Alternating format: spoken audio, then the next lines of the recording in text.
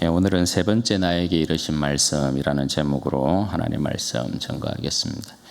한 사람이 태어나서 성인이 되기까지 얼마나 많은 잔소리들을 듣는지 모릅니다. 아이들을 향한 부모의 잔소리는 보통 반복적인 형태를 띠는 것을 볼 수 있습니다. 부모가 아이들에게 계속해서 반복적인 말을 하는 것은 그만큼 그 내용이 아이들의 행동과 습관 그리고 인격과 태도를 형성함에 있어서 중요하기 때문에 그런 것입니다. 가르치는 선생님들 역시 중요하다 싶은 내용들은 아이들에게 반복해서 가르치는 것을 우리가 볼 수 있습니다. 성경도 그렇습니다. 성경에도 반복된 형태들의 강조형들이 등장합니다.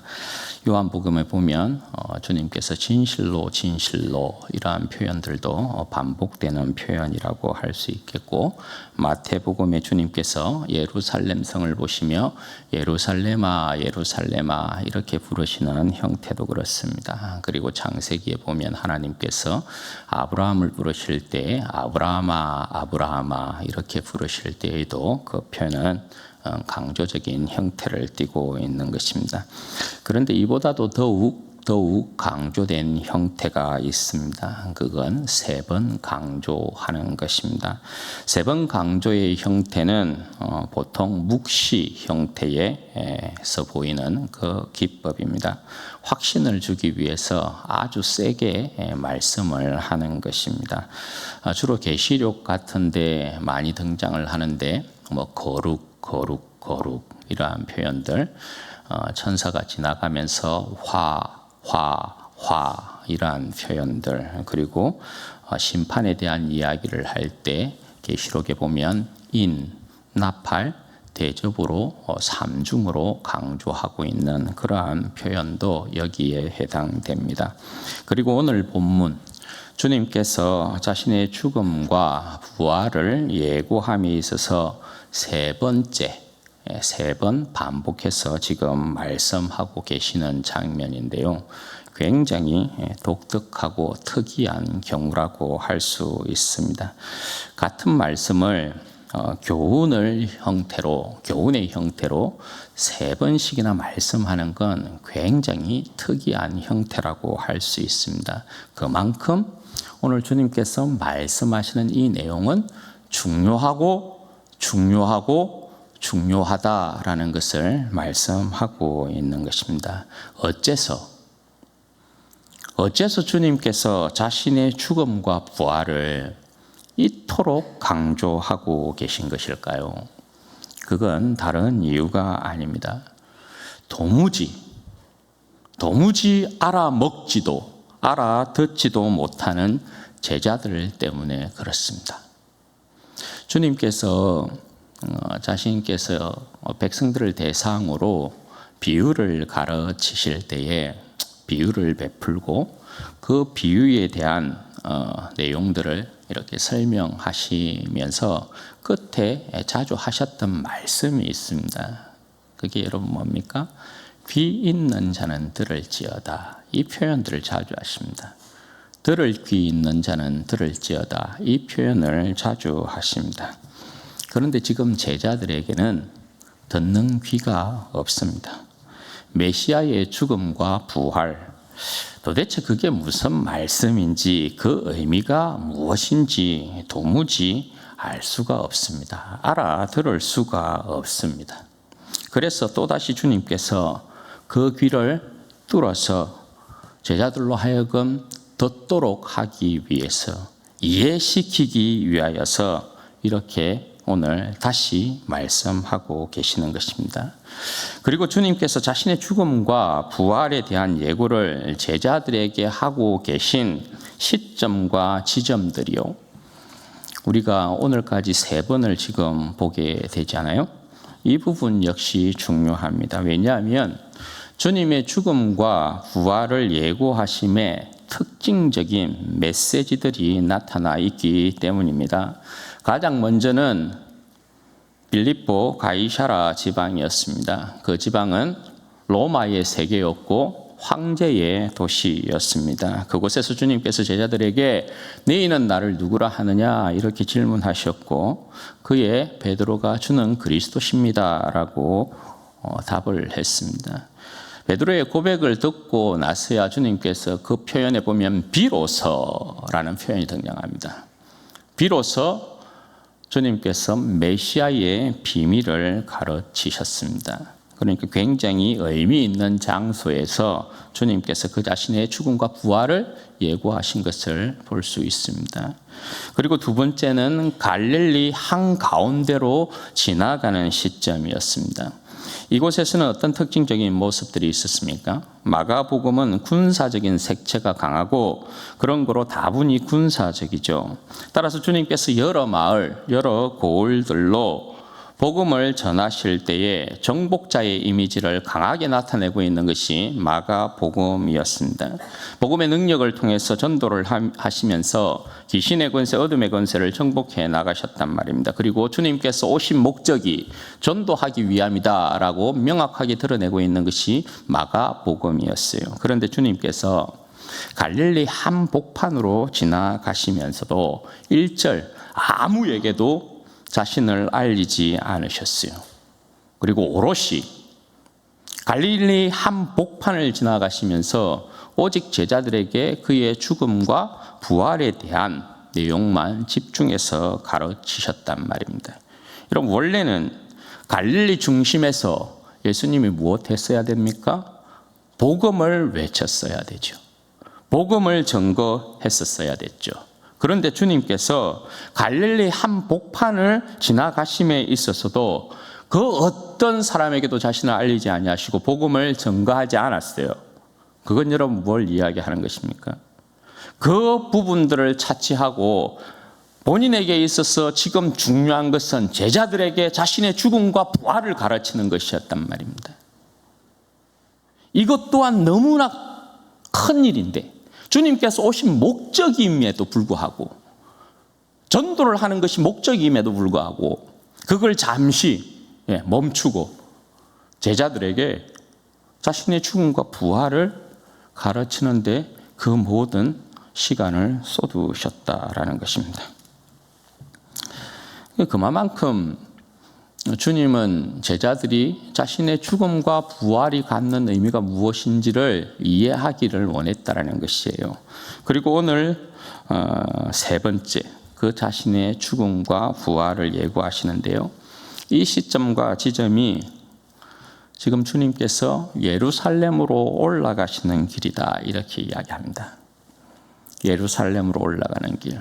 결코 여러분 가벼운 길이 아닙니다. 산책을 하는 길이 아닙니다. 여행을 하고 있는 길이 아닙니다. 여러분, 이제 주님께서 예루살렘으로 올라가는 이 길은 하나님 나라의 중심인 예루살렘에서 주님께서 비참하게 죽음을 맞으시는 그 일이 일어나는 지점입니다.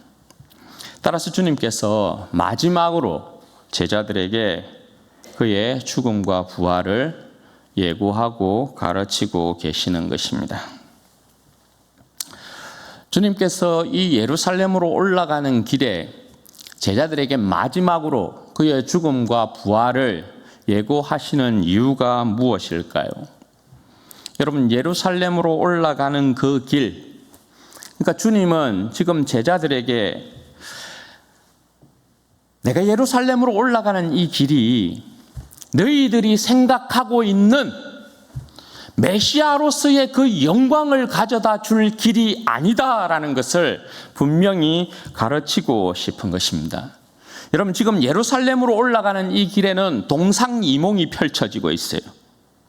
주님은 예루살렘으로 올라가시는 이 길에 자신이 십자가에 죽고 부활하는 이 영광에 대한 그림을 그리고 제자들에게 이야기하고 있는데, 제자들은 예루살렘으로 올라가는 이 길 가운데에서 이제 그들은 예수님께서 드디어 다윗의 영광스러운 나라를 회복하시겠구나, 우리가 그 나라에서 한 자리 차지할 수 있겠구나, 이런 생각에 지금 부풀어 있어요.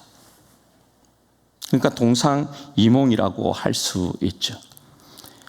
그러니까 주님은 지금 제자들 이 생각에 깊이 박혀 있는 망상의 메시아상, 여러분 제자들이 가지고 있는, 주님께서 예루살렘으로 올라가셔서 다윗의 나라를 회복하시고 그들 가운데 주님의 나라의 영광을 허락하시고 우리가 그 나라에서 한 자리를 얻을 것이다 라고 생각하는 이 생각은 망상의 메시아상이에요. 주님께서는 지금 그게 두려운 거예요. 제자들이 가지고 있는 헛된 망상이 두려운 거예요. 주님은 죽습니다. 예루살렘에서 주님은 죽습니다.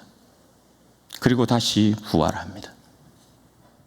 죽음과 부활을 통해 이루어지는 메시아의 나라, 그 새로운 하나님의 나라를 제자들이 정말 간절히 이해하기를 바라고 있는 것입니다. 따라서 지금 예루살렘으로 올라가는 길에서 그 마지막 죽음과 부활을 예고하고 계시는 거예요. 이 예루살렘으로 올라가는 길의 이 모습을 어떻게 성경이 묘사하고 있느냐, 32절 말씀을 보십시오. 예루살렘으로 올라가는 길에 예수께서 그들 앞에 서서 가시는데 그들이 놀라고 따르는 자들은 두려워하더라, 그렇게 말씀합니다. 예수님께서 앞장서고 계십니다. 그리고 제자들과 무리들이 따라갑니다. 여러분, 이 모습이 뭘 이야기하고 있는 것 같습니까? 주님께서 앞장서셨다라는 것은, 마가복음의 색채가 군사적인 색채라고 그랬어요. 그죠? 그러니까 주님께서 대장으로서 앞서고 있는 거예요. 망군의 주가 되시는 분, 만왕의 왕이 되시는 분, 왕 되신 그분께서, 대장 되시는 그분께서 예루살렘을 정복하기 위해서 앞장서고 계시는 것입니다. 그 모습이 여러분 어때요? 그 모습이 위험찬 것입니다. 그 모습이 위풍당당한 것입니다. 그 모습이 비장한 것입니다. 따라서 주님을 따르는 제자들과 무리들에게 흐르는 전율들이 있었다라는 것입니다. 위험찬 모습, 위풍당당한 모습, 비장한 모습 때문에 일어나고 있는 기이한 현상이 하나 있었다라는 것입니다. 그게 여러분 뭐라고요? 그들, 곧 제자들은 놀라고 따르는 자들, 무리들은 어떻게 했다고요? 두려워했다, 이렇게 이야기해요. 여러분, 이 표현이 저는 좀 재밌습니다. 왜냐하면 제자들이 여러분 놀랄 이유가 없거든요. 무리들이 두려워할 이유가 없거든요. 예루살렘으로 올라가는 길, 지금 그 길에서 아무 일도 일어나지 않고 있어요. 어떤 대적과 원수들이 예수님을 공격하고 그 무리들을 위협하고 그런 일이 전혀 없어요. 전혀 일어나고 있지 않아요. 그런데 제자들은 무엇에 놀라고 따르는 무리들은 무엇을 두려워했을까요? 여러분, 예루살렘은 지금 적의 본거지가 되어 있죠. 마귀의 권세에 의해서 함락당한 지 오래된 하나님 나라의 중심이요. 그것을 탈환하고 그것을 정복해야 합니다. 그것을 새롭게 해야 합니다. 그것을 향해 나아가는 정복자의 그 영광스러운 모습이요. 그것을 정복하기 위해 나아가는 주님의 그 위험찬 모습, 당찬 모습, 그로 인한 전율, 그것 외에 지금의 이 상황을 설명할 길이 없어요. 주님께서 가져오실, 주님께서 보여줄 십자가의 죽음과 부활에 이르는 거대한 승리의 역사와 하나님의 영광을 그 걸음에 담고 있는 위풍당당한 모습이란 말입니다. 아우라죠. 네. 주님의 아우라. 여러분, 왜 그런 거 한 번씩 모르겠어요. 신앙에 이제 체험이 있는 분들은 그런 부분들을 이제 느끼신 분들이 있겠죠. 왜 구약 시대도 하나님의 영광이 임하면, 영광의 구름이 임하면 그 백성들 가운데 두려움이 임하잖아요. 그죠? 그런 것처럼 우리도 성령의 능력 가운데에서 우리가 하나님 앞에 이렇게 딱 붙들릴 때에, 그죠? 하나님의 말씀 가운데서, 기도함 가운데서 성령께서 어느 순간 우리의 심령을 딱 붙들 때 여러분 일어나는 현상이 뭡니까? 그 놀라움과 경이로움, 주님의 그 영광에 압도되어지는 그 놀라움, 그 경이로움, 그 두려움, 그런 거 있잖아요. 주님의 영광에 사로잡히면 느끼게 되는 현상들이에요. 그러나 지금 제자들과 무리들은 주님으로부터 느끼는 이 놀라움과 두려움을 다윗의 영광을 기대하는 것으로만 생각하고 또 느끼고 있을 테이죠. 따라서 주님께서 다시금 제자들을 데리시고 자신이 예루살렘에서 당할 일을 다시 말씀하십니다. 33절 34절 말씀 보십시오. 보라, 우리가 예루살렘에 올라가노니 인자가 대제사장들과 서기관들에게 넘겨지매 그들이 죽이기로 결의하고 이방인들에게 넘겨주겠고 그들은 능욕하며 침뱉으며 채찍질하고 죽일 것이나 그는 3일 만에 살아나리라. 놀라움과 두려움, 여기까지는 좋았어요. 보라, 우리가 예루살렘에 올라가노니 주님께서 말씀하실 때 여기까지는 굉장히 좋았어요. 여기까지는 뭔가 마음에 설렘이 가득했어요. 기대가 가득 찼어요. 주님 나라에서 누릴 영광을 생각하니까 너무 좋죠. 그런데 바로 주님께서 찬물을 팍 끼얹어버리는 것입니다. 왜요? 저들이 가장 듣기 싫어하고, 저들이 가장 거북해하고, 저들이 가장 이해하기 힘들고 받아들이기 어려운 소리를 또 하시는 거예요. 또 죽는답니다. 또 죽는답니다. 또 고난을 당한답니다.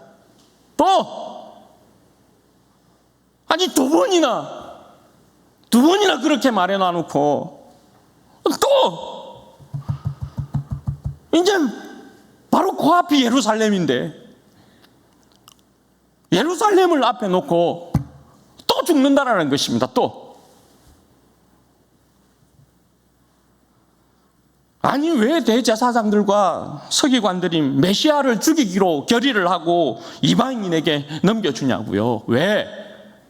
아니 메시아가 오면 가장 먼저 기뻐하고 즐거워해야 할 대제사장들과 서기관들이 왜 메시아를 죽이기로 결의하고 이방 사람에게 넘겨준다고 이야기를 하냐고요. 이게 여러분 이해가 되겠어요?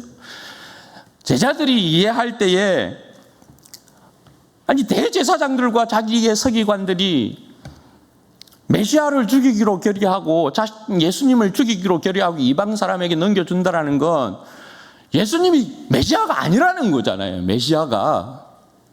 그죠? 아니 메시아가 오면 가장 기뻐하고 즐거워할 사람들이 이 대제사장들이고 서기관들이고 그 백성이 장로들이고 그렇잖아요. 네. 그들은 어쨌든 구약 시대의 모습으로 보면 의인척에 속하니까 그들이 가장 좋아할 사람들이란 말이에요. 그런데 왜 이들이 자신을 죽이기로 결의하고 이방 사람에게 넘겨줄 것이라고 이야기하냐고요. 그건 그들이 주님을 메시아로 인정하지 않았다는 것인데 이렇게 되잖아요. 그럼 자기들이 3년 동안 예수님 쫓아다녔는데 자기들이 본 기적은 뭐고 이적들은 뭐고 그런 것들은 전부 뭐가 됩니까? 그리고 자기들이 예수님이 예루살렘에 올라가서 다윗 나라를 회복시키면 자기들이 누릴 영광이라는 것을 잔뜩 기대하고 있는데 죽는다라는 소리를 하니까 기가 찰 노릇 아니에요. 그리고 여러분 34절의 내용도 그러죠. 34절의 내용이 아니 어떻게 메시아가 참 미치겠다. 그런 거 아니에요? 어떻게 이방 사람에게 넘겨지고 거기에서 능욕을 당하고 침뱉음을 당하고 채찍질을 당하냐고요. 이게 메시아입니까 이게? 저들의 사상에서는 메시아가 이렇게 능욕 당하는 일이 없어요. 메시아는 무적이거든요. 아니 지금 저들이 이방 나라에 로마라는 이 권세 아래 압제를 당하고 있는데 저들이 메시아가 오면 당연히 이방의 권세를 멸하고 그 나라를 회복시켜야 되잖아요. 그죠?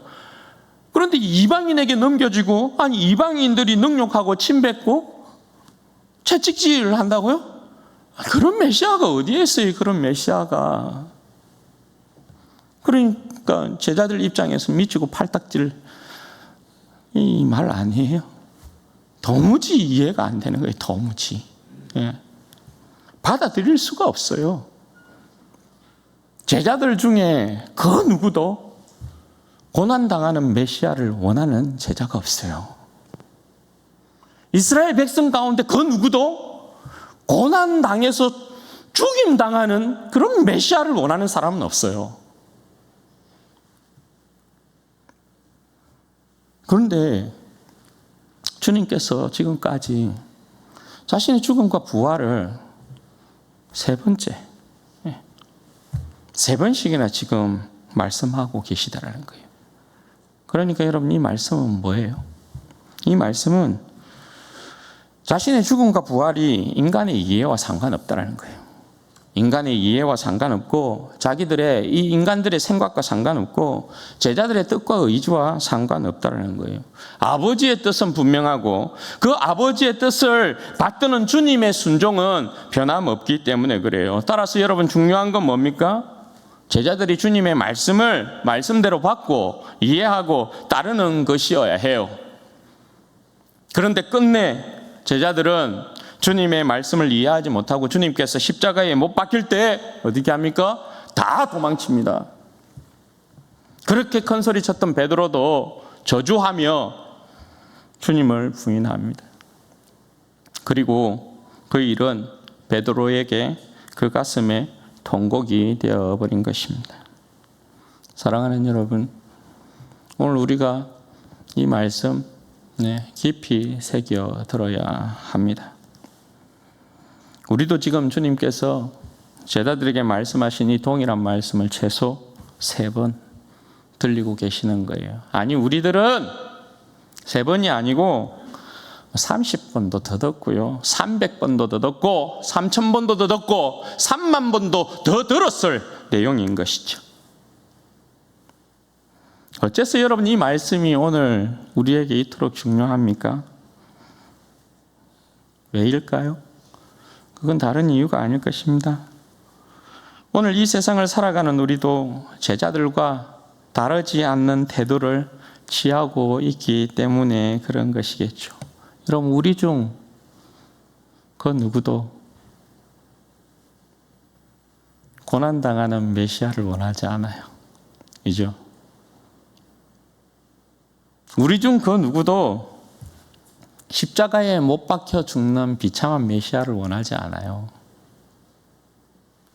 우리 중 그 누구도 십자가에서 능욕당하고 멸시당하고 힘없는 아무 힘도 쓰지 못하는 메시아를 따르는 걸 원치 않는다라는 것이에요. 입술로는 아니라고 하지만 그죠? 입술로는 십자가 지고 주님 따른다 하지만 사랑한다 하지만 주라고 고백하지만 실상은 그렇지 않습니다. 우리는 죽는 것이 싫습니다. 우리는 지는 것이 싫습니다. 그렇지 않아요? 우리는 여러분 잃는 것이 싫습니다. 우리는 참는 것이 너무 싫고요. 우리는 가난한 것이 너무나 싫고 무시당하는 것이 너무 싫고요. 밟히는 것이 너무 싫어요. 우리는 이 세상에서 비참한 꼴 당하는 것이 너무너무 싫어요. 우리는 충성하고 헌신하고 주님 앞에 헌금하는 것이 아까워요. 내 자신을 주님 앞에 내어주고 희생하는 것이 너무나 싫어요. 너무 힘들어요. 오히려 우리는 그저 밟아야죠. 오히려 우리는 죽여야 되죠. 오히려 우리는 노함을 폭발시켜야 되고 오히려 우리는 분노함을 표출시켜야 하고 원망을 드러내야 하고 욕하고 비난하고 저주하고 그렇게 해야 그렇게 좀 해줘야 마음이 시원해요. 그렇게 해야 마음이 시원해요. 내가 높아지고 내가 취하고 더 움켜쥐고 내 뜻대로 내 마음대로 내가 세상을 가져야 직성이 풀려. 그런 거 아니겠어요? 여러분, 이 모습들의 정체가 뭔 줄 아십니까? 이 모습의 정체는 이런 것입니다. 우리의 삶에 십자가의 고난과 죽음이라고는 전혀 찾아볼 수 없는, 오직 그릇된 부활의 영광 가운데 사로잡힌 망상의 메시아 상에서 벗어나지 못한 제자들의 모습과 사실 똑같은 것이에요. 우리는 누구나 그렇잖아요. 고생과 고난이 없는 부활의 영광에 참여하고 싶어요. 목사님, 저도 이 세상에 누가 여러분 고난 당하는 걸 좋아합니까? 고통스러운 삶을 여러분 누가 좋아합니까? 그저 그냥 고난과 고통 없이, 힘들고 괴로움 없이 부활의 영광에 참여할 수만 있다면 그게 여러분 좋은 거죠. 그러나 여러분 착각하지 말아야 돼요. 착각하지 말아야 돼요. 고난과 고통 없이 부활의 영광에 여러분 절대 참여할 수 없어요. 왜요? 우리에게는 이미 십자가라는 것이 지워졌어요. 주님께서 이미 자신의 십자가를 지고 나를 따를 것입니다. 이미 말씀하셨어요. 십자가는 부활의 영광에 이르는, 반드시 부활의 영광에 이르기 전 우리가 가야 되는 길이에요. 그러니까 십자가의 길만이 부활의 영광에 이르게 하는 외길이에요. 십자가의 고난과 죽음 없이 부활의 영광에 참여하는 길은 없어요. 없어요.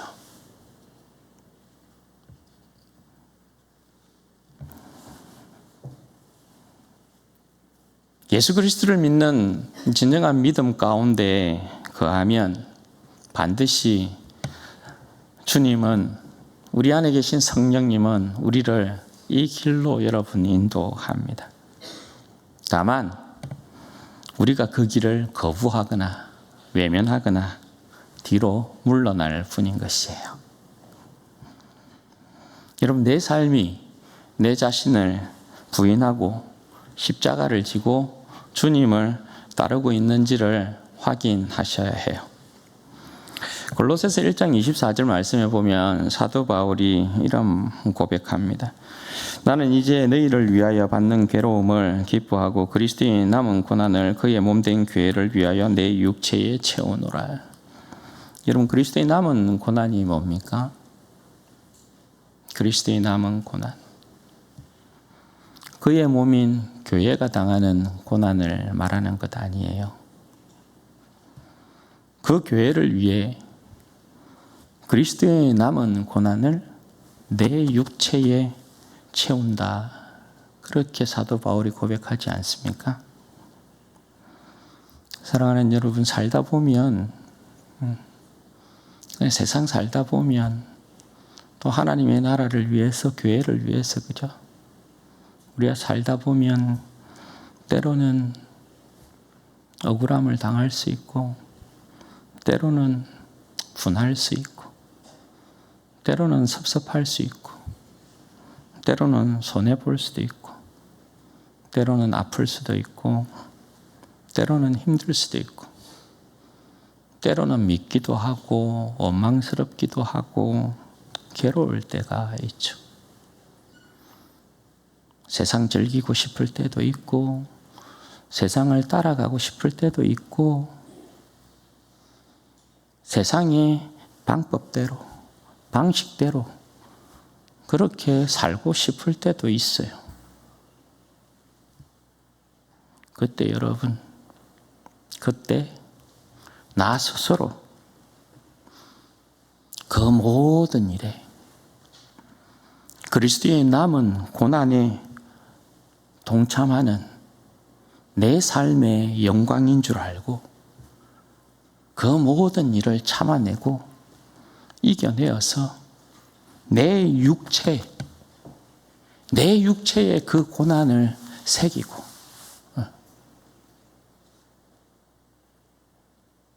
내 육체로 그 고난을 새겨서 고난의 흔적을 가지게 되면 그 모든 것이 주님 앞에 섰을 때 영광이 되지 않겠어요? 그렇죠? 그런 것이죠. 그런 것.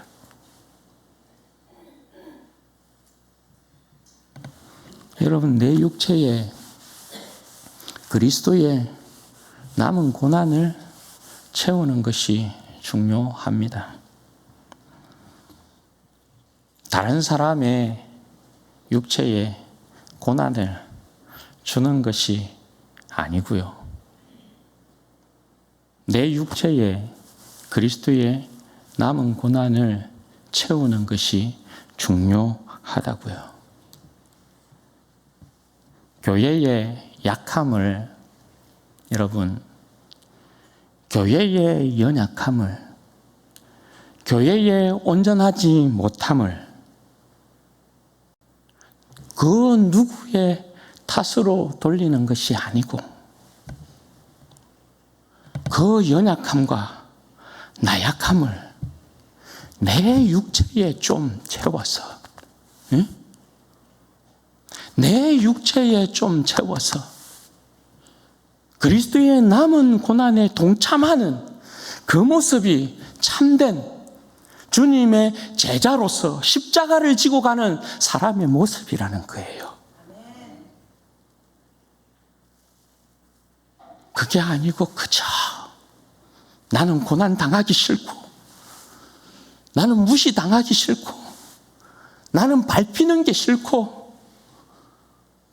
나는 그저 이기고 싶고 나는 그저 높이 올라가고 싶고 그래서 내 형제 자매를 찌르는 그 일은 그리스도의 몸을 상하게 만드는 아주 두렵고 무서운 일이라는 걸 알아야 되죠. 예.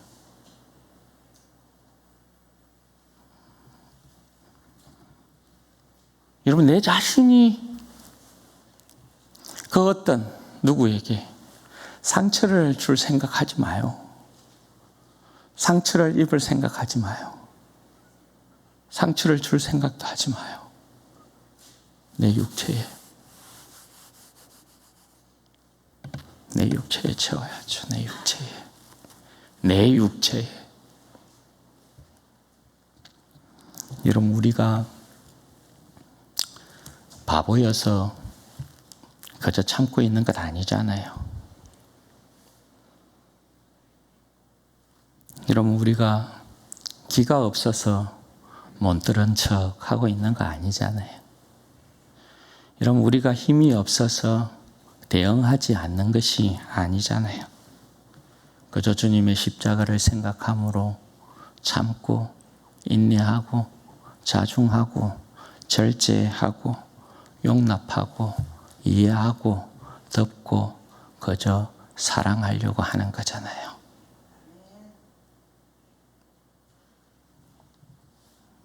그것이 여러분 십자가의 길이고 주님의 고난에 동참하는 길이에요. 고난 주간이지 않습니까? 주님의 십자가가 오늘 주님의 십자가가 나를 구원하신 주님의 십자가가 내 인격을 어떻게 어루만지고 있는지를 여러분 좀 살피셔요. 주님의 십자가가 오늘 내 인격을 어떤 그리스도인으로 만들어 놓고 있는가를 여러분 좀 점검하셔요. 그래서 이번에 특별 새벽 기도는 여러분 아니지만 고난 주간에 새벽에 나오셔서 교회에서 같이 말씀 묵상하고 기도하실 분들은 5시에 나오면 말씀 잠깐 보고 그렇게 묵상하고 기도하는 시간 가지려고 해요. 그래서 제가 이번에 생각한 것이 그거예요. 이번에 그냥 주제를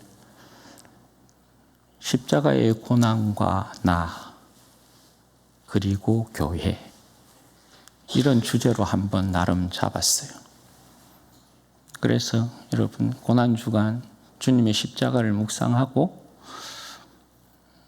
자신을 깊이 들여다보고 주님을 끝까지 따라야 되겠다에 대한 새로운 마음을 또 가지실 분들, 원하는 분들은 새벽에 나오셔서 같이 해도 좋을 것 같고, 물론 이건 강제는 여러분 아니기 때문에 여러분 스스로 판단하시면 될 것이에요. 중요한 건 여러분 그런 것입니다. 어쨌든 우리는 주님께서 오늘 이토록 왜 제자들에게 이 말씀을 강조하고, 제자들에게는 여러분 부활이라는 이 소리가 안 들리는 거거든요. 왜냐하면 죽음이라는 게 부활을 막고 있다고요. 그런데 오늘날의 그리스도인들에게는 이 부활의 영광이라는 것이 고난을 막아서고 있거든요. 그래서 오늘날의 그리스도인은 제자와 반대로 부활의 영광에만 집중하면서 이 고난을 무시해요. 제자들은 이 고난 때문에 부활의 영광이 보이지 않았다면 오늘의 현대인들은 부활의 영광 때문에 고난이 안 보인다고요. 고난이. 그런데 여러분 이거 생각하셔야 해요. 참 여러분 힘들고 어려운 삶입니다. 그것을 인정하지 않는 것이 아닙니다.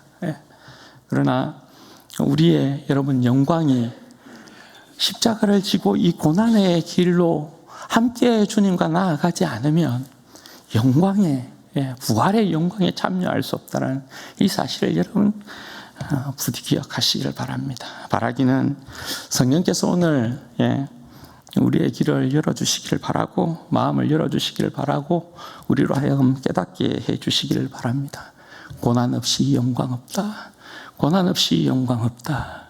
고난 없이 영광 없다. 내가 어떻게 그리스도의 남은 고난을 내 육체에 채워서 주님의 그 부활의 영광에 동참할 것인가. 여러분 이 부분을 깊이 생각하시므로 우리 모든 진조은혜교회에 속한 성도들이 고난의 이 길을 감을 통하여서 부활의 영광에 우리 모두가 이르게 되어지는 복된 은혜의 역사 있기를 주님의 이름으로 축원드립니다. 아멘. 여러분 이 시간에 같이 한번 기도하십시다. 기도하실 때 하나님 이 영혼으로 하여금 주님께서 주신 십자가 짊어지고 가게 하옵소서. 누군들 여러분 고난을 기뻐하고 고통을 기뻐할 사람이 있을까? 그 누군들 십자가에 비참하게 죽으신 주님을 원하는 사람들이 있을까? 우리 중 아무도 원치 않습니다. 그러나 부활의 영광에 이르는 길은 주님의 십자가의 길을 가는 것 외에 없다라는 사실 여러분 우리가 기억해야 되죠. 주님께서 내게 주신 십자가 고난의 길 하나님 넉넉히 감당할 수 있도록 힘주시고 은혜 주시고 이 영혼으로 하여금 부활의 영광에 이르는 자가 될 수 있도록 은혜와 복을 주옵소서. 우리 같이 기도하십시다. 영광이 아버지 하나님 감사합니다. 예수 아버지 하나님 감사합니다.